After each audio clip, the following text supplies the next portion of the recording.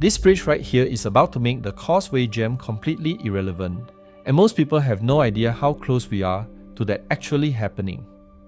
Right now in May 2026, the RTS Link connecting Singapore to Johor Bahru is in its final stretch, and I'm going to walk you through every single part of this project, from the bridge over the strait all the way to the stations on both sides, because the progress in the last 3 months alone has been staggering.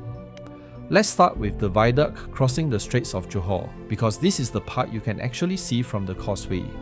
This entire structure sits 25 meters above sea level, and it is now fully connected end to end from the Wadi Hana depot in Johor all the way to Woodlands North in Singapore.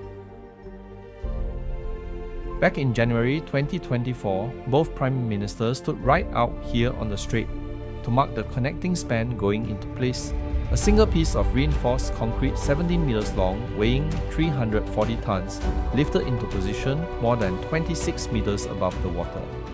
Since that day, the progress has been relentless, with the marine and land viaducts on the Singapore side now almost fully complete, and the Malaysian side reaching 93% completion on all civil infrastructure by late last year.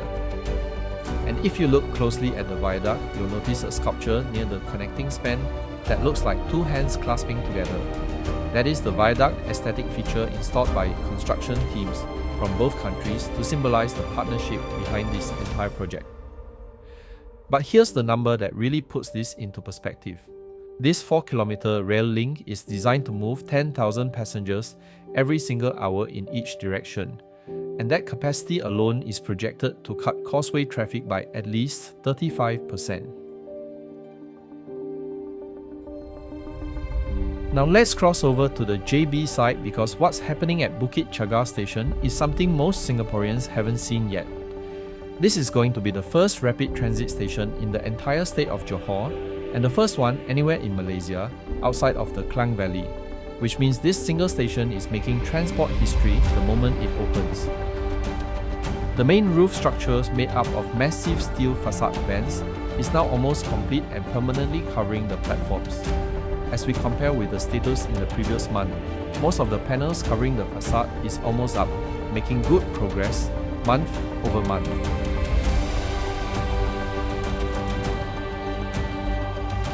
As of April 2026, Transport Minister Anthony Locke confirmed during a site visit that key structural and system components are in place, with passenger service doors already installed and trains physically present at the station. But wait till you hear what they've done with immigration here, because this is where it gets really interesting. 100 AI-powered e-gate lanes have been fully installed inside the Bukit Chagar Integrated Immigration, Customs and Quarantine Complex, and body screening equipment along with 18 baggage scanners started going in, 2 months ahead of the original schedule. Each one of those e-gates is designed to clear a passenger in roughly 7 seconds, and the way the whole system works is unlike anything we're used to at the Causeway. You clear both Malaysian and Singapore immigration at the point of departure before you even board the train, and when you step off on the other side, you just walk straight out with no second checkpoint and no second queue. Now, most people think the station is the whole story on the JB side, but there's a critical piece of this project about 1 kilometer further north that almost nobody talks about. This is Wadi Hana, and this is where the RTS Link maintenance depot sits, the operational heart of the entire system.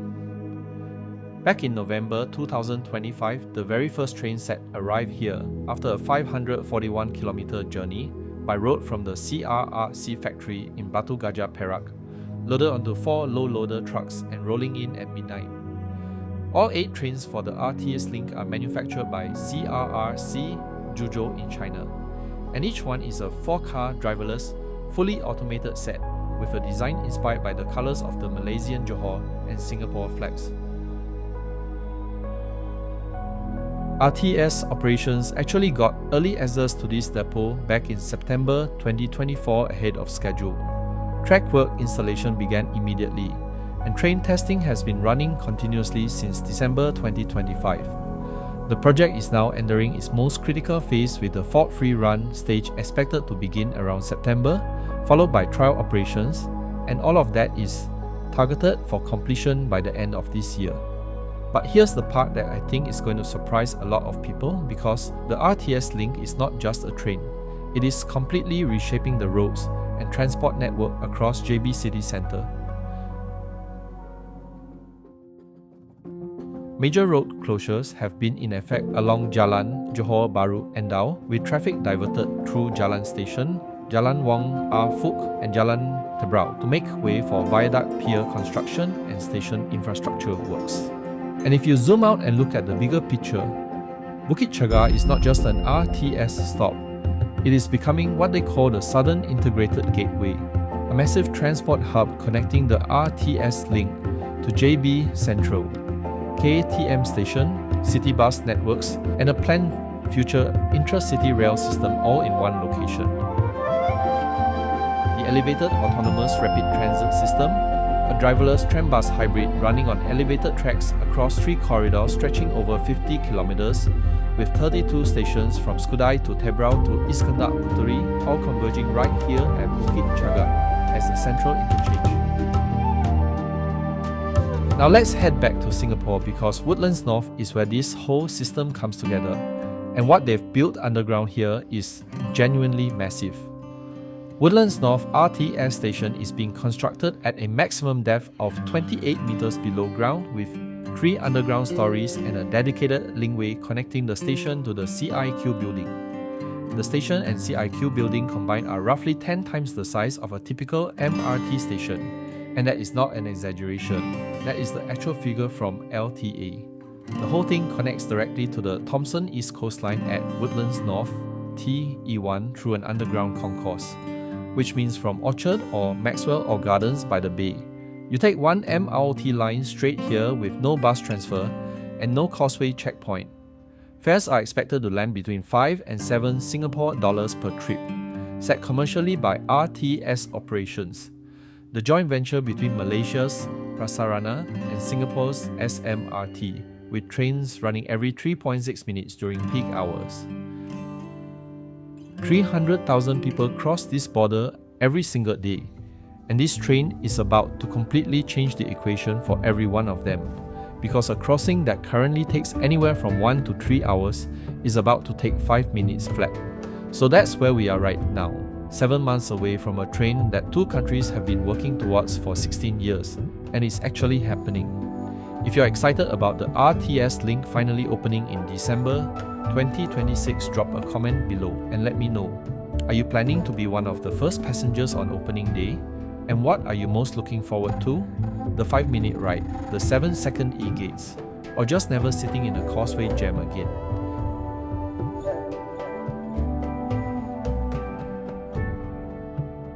Hit that like button if this video helped you understand how far this project has come. And if you're not subscribed yet, make sure you subscribe and turn on the bell so you don't miss the next update, because I'll be covering every milestone from now until launch day. And if you think what's happening here is impressive, the transformation planned around the JB side of this project is going to be even bigger, because there is an entire new city taking shape around Bukit Chagar.